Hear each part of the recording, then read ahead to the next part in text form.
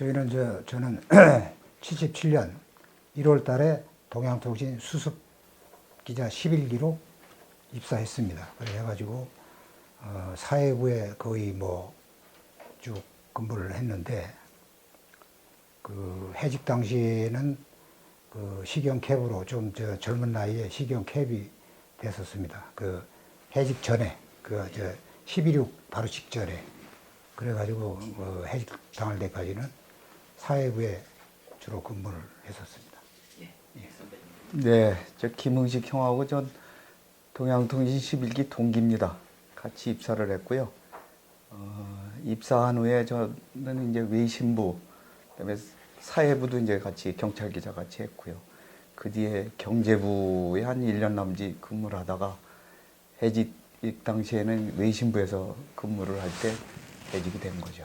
동양통신은 주식회사가 아니고 사단법인 형태를 띄우고 있는 언론사였고요. 그리고 쌍용그룹에서 소속이 되어 있는 회사입니다. 이제 옛날에 송곡 김성곤 선생이라고 정치인도 하고 재계 거물로 역할도 많이 했던 분인데, 그분이 동양통신을 창설해가지고 했고, 그리고 합동통신하고 거의 비슷하게 외신을 주로 국내 언론사에 그리고 또 필요한 곳에다 배포하는데, 동양통신의 경우는 세계 4대 통신 중에 2개, 프랑스의 AFP 통신하고 미국의 UPI 통신 두 회사와 독점 계약으로 했었습니다. 예.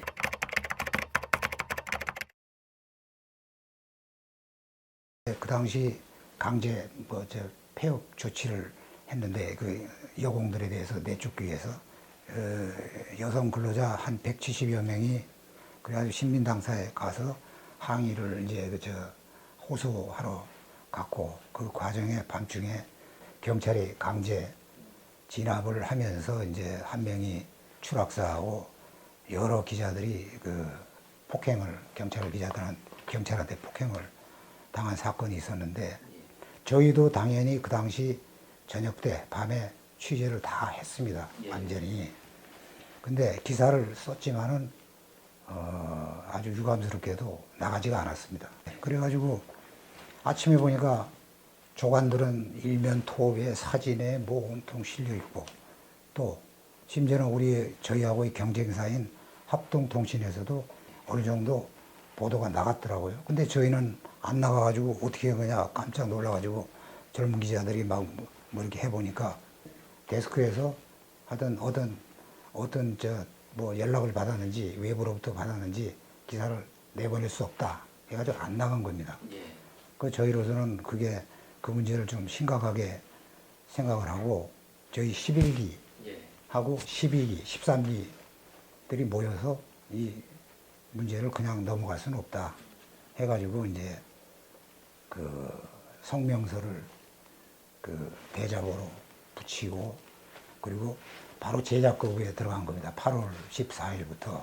그래서 회의실에서 20여 명이 그렇게 해가지고 한 3일 정도 하니까 편집국장이 사과한다 하고 앞으로 재발 방지토록 그렇게 약속을 했습니다. 근데 동양통신으로서는 그런 게 사실상 처음 있었던 일입니다. 왜냐하면 동양통신의 성격상 그리고 재벌과 연결되어 있는 회사이기 때문에 그런 일이 있을 수가 없었고, 그러다 보니까 그 당시 중정이죠.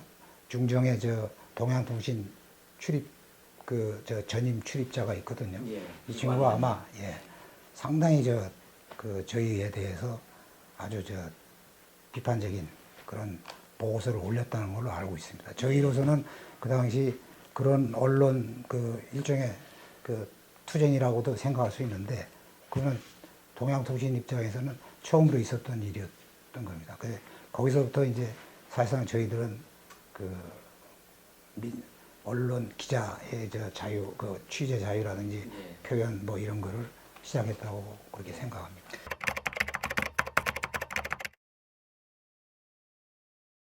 그러니까 광주 민주화 운동이 벌어지고 계엄군이 완전히 광주를 둘러싸가지고 들어가지 못하게 하고, 그 기자협회에서 이제 그 기자협회에서 예. 정식으로 이거는 너무 심각하고 그 심각한 문제다 해가지고 그 제작 거부 예. 그거를 주도를 했지 않습니까? 저희도 마찬가지로 그대로 그 기업 분회장인 김영진 선배가 김영진. 돌아가셨습니다.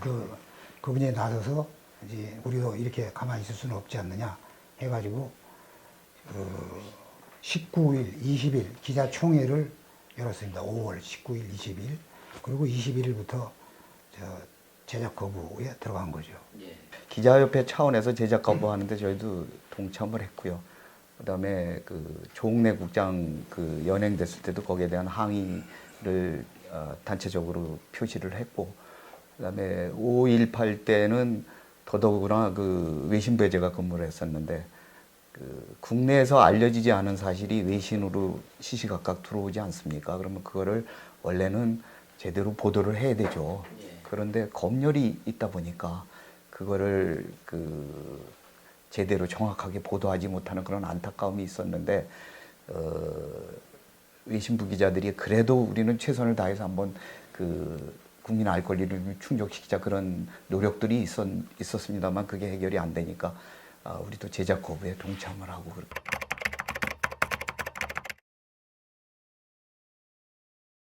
6월 말쯤에는 그래서 언론계에 대한 대대적인 손을 볼 거라는 얘기들이 나돌기 시작했습니다. 그리고 언론사의 통폐합까지도 얘기가 나오더라 이런 얘기를 하더라고요. 그래서 사실 저도 그래서 그런 부분에 대해서 간간히 보고는 했습니다만은 설마 했죠. 근데 7월 달에 의원 사직서를 일단 다 내라고 하니까 이게 이제 그 시작이구나 이제 하는 생각이 대략 10월 들었습니다. 말 정도 되죠. 예. 예.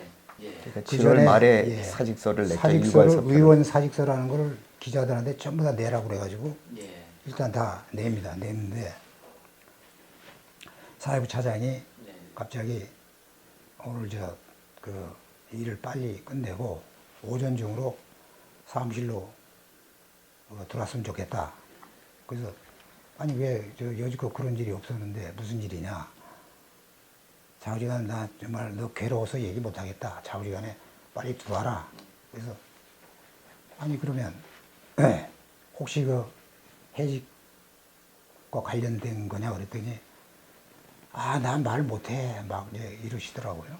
그래서 이제 짐작이 다 돼가지고 점심 먹고 들어가니까 한 2시 정도인데 편집국장하고 부국장이 저를 그 회의실로 잠깐 같이 가자고 네. 그 회의실로 들어가서 컴컴한 데서 해직된 거에 대해서는 정말 할 말 없다. 두 가지만 얘기하려고 그런다 하면서 첫째 해직된 것과 관련해서죠. 앞으로 언론계의 복귀는 거의 절대적으로 없다고 생각해라. 언론계 복귀는 안 된다. 그런 거하고 또 하나는 웬만한 기업의 취업은 안 된다. 제한 조치가 내려졌기 때문에 그래서 그럼 어떡하란 말입니까? 뭐 자영업을 하든지 아무튼 집에 좀 여유가 있으면 공부를 하든지 아무 그 외에는 방법이 없다는 겁니다. 그 얘기를 들으니까 참 참담하더라고요. 그냥 일단 나왔는데 그 전에 회사에서는 다 통보를 받고 조치를 다 한 겁니다. 바로 퇴직금하고 뭐하고 주고 회사에 이제 앞으로 올 필요도 없다 이거죠. 저도 뭐 비슷한데 저는 조금 더 황당했어요, 사실은. 황당했고 80년 7월 말에 이제 일괄 사표를 받았잖아요. 네. 의원 면직 경태를 받았으니까 이게 나중에 보니까 이게 형식을 갖추기 위해서 그렇죠. 사표를 내라 그러면 내겠습니까? 그러니까 일괄 사표를 받으니까 이거는 나중에 보니까 이게 형식적으로 이렇게 하는 거다 이렇게 생각했는데 하여튼 사표를 낼 때는 내가 뭐 이 사표 받겠나 나 같은 사람은 계속 다니겠지 그러면서 냈어요. 흔쾌히 냈는데 80년 8월 5일인 것 같아요. 제가 알기로 예비군 훈련을 갔습니다.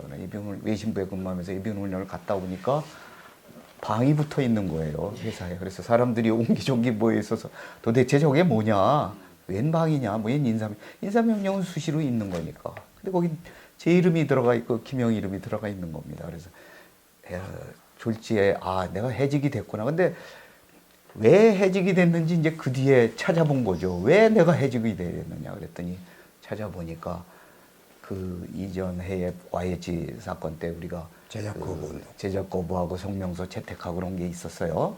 그건 뭐 지금으로서는 그런 건 아주 애교에 속하는 행위 아니겠습니까? 그런데 그때는 그때 노조도 없을 때고 그러니까 우리가 활동해야 될, 행동해야 될 그런 긴급 조치 시대고 상황이었고요. 엄중한. 그래서 그렇게 했는데 그거 하고 그 5.18 때 광주 민주화 운동 때 저희도 제작 거부를 했고 그러니까 그게 겹쳤겠구나 그렇게 생각이 된 거죠. 그래서 뭐 저는 편집국장이 설명한 것도 없고 부서장이 너 어떻게 해서 해직됐느냐 그런 설명도 별로 없었고요. 그러니까 나중에 알게 됐고 그다음에 뭐 취업 제안도 받고 저도 마찬가지로 원서를 내면 경력사원으로 원서를 내면 거의 다 반려되더라고요. 취업이 안 되더라고요. 그래서 저는 그 당시 할 수 없이 이제 신입사원으로 시험을 치면 그런 제지가 심하지 않겠구나 해서 신입사원으로 이제 몇 달 공부를 해가지고 은행에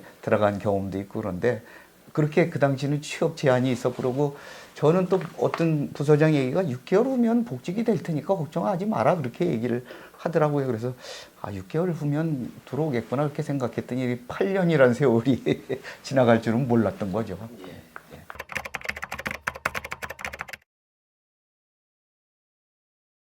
뭐 시경 캡을 그때 있다가 그만둬서 그런가 경찰이 그만두고 나서도 감시 활동을 계속 했었습니다. 그래가지고 저희 하수집 주인한테 와가지고 김웅식이 요새 뭐 합니까? 뭐 누구 만납니까? 뭐 어디 나갑니까? 이래 해가지고 어느 날 하수집 주인이 그걸 보다 못해가지고 그냥 막 욕을 하고 어떻게 사람을 저 지경으로 만들어 놓고 뭐 하고 지내나 하고 그냥 그런 동종이나 파악하고 그러냐고 막 그냥 야단을 치고 예. 내버렸다고 하수집 주인이 얘기하더라고요. 예. 그 후로는 이제 가까이 하지 않았는데 제주도에 쭉 있다가 뭐 이제 다시 올라왔다가 뭐 하면서 뭘 할 수 있는 일이 없으니까 그 막판에는 이제 한 10개월 정도 됐을 때는 뭐라도 해야 되겠다 네. 막일이라도 이렇게 하던 차에 그 당시 연합통신에서 동양통신하고 합동통신 합친 연합통신에서 그 동양통신 선배가 저한테 전화가 왔습니다. 취업 제한이 완화될 것 같으니까 조금만 더 기다려보라. 예.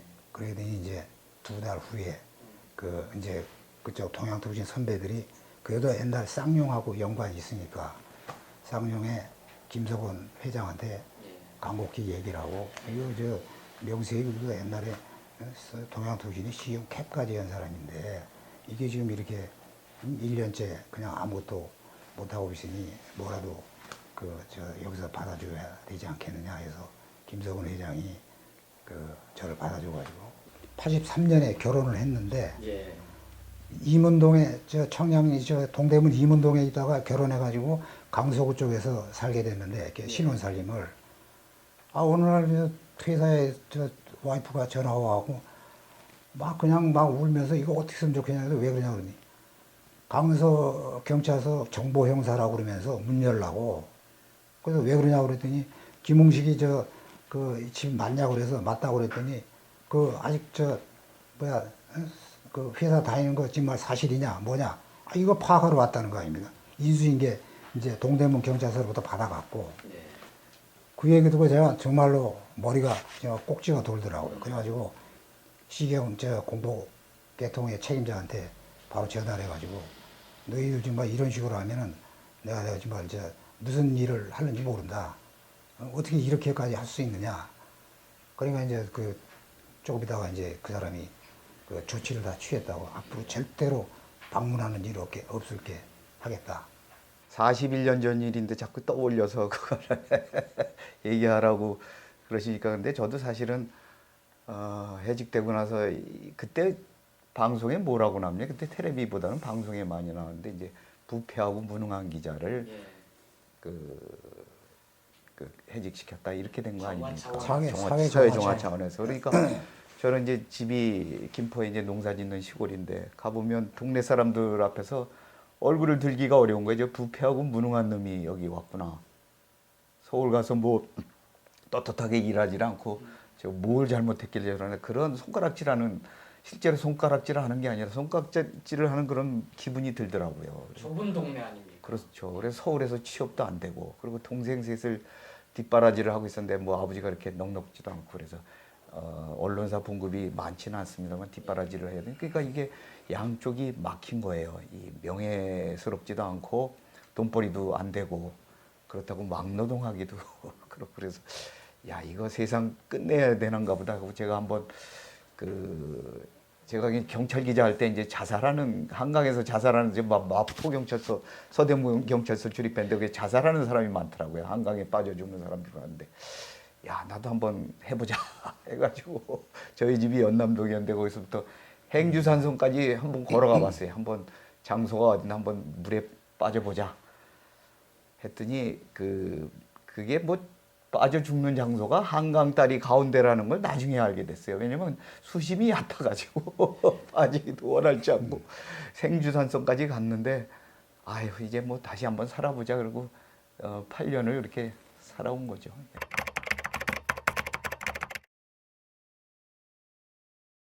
복직은 18년이죠. 88년 올림픽 5월 달입니다. 잊어먹지 않는 게 88년 5.16이기 때문에 잊어먹지 않는데 그러니까 그건 한 8년 동안 그런데 사실은 그 전에 한 87년쯤에 각 언론사에서 해직 기자들에 대해서 이제 이렇게 복직하는 조치들을 취하더라고요. 그래서 저희도 이제 당연히 연합통신에 얘기했는데 연합통신에서 처음엔 완강히 반대했습니다. 예. 동양통신도 없고 합동통신도 없는데 예. 연합통신은 완전히 새로운 회사인데 연구가 안 되는데 어떻게 받아줄 수 있느냐. 예. 받고 싶지 않았던 거겠죠. 근데 하여튼 뭐 열심히 저희도 얘기하고 그래도 두 회사가 합쳐져가지고 연합통신이 된 건데 그래서 저희들은 이제 일부 받아줬죠. 그래서 그게 이제 들어간 게 88년 5월 두 분이 같이 들어왔어요. 그때 근데 이제 그 논점 중에 하나가 복직이 아니고 맞습니다. 재입사 재입사인데 예. 그야말로 이제 경력직 같은 그런 재입사인데 근속이 인정이 안 되는 예. 근속이 그러니까 들어와서도 호봉에서도 또 깎이고 예. 그래서 저희 2기 후배하고 같은 2기 후배지.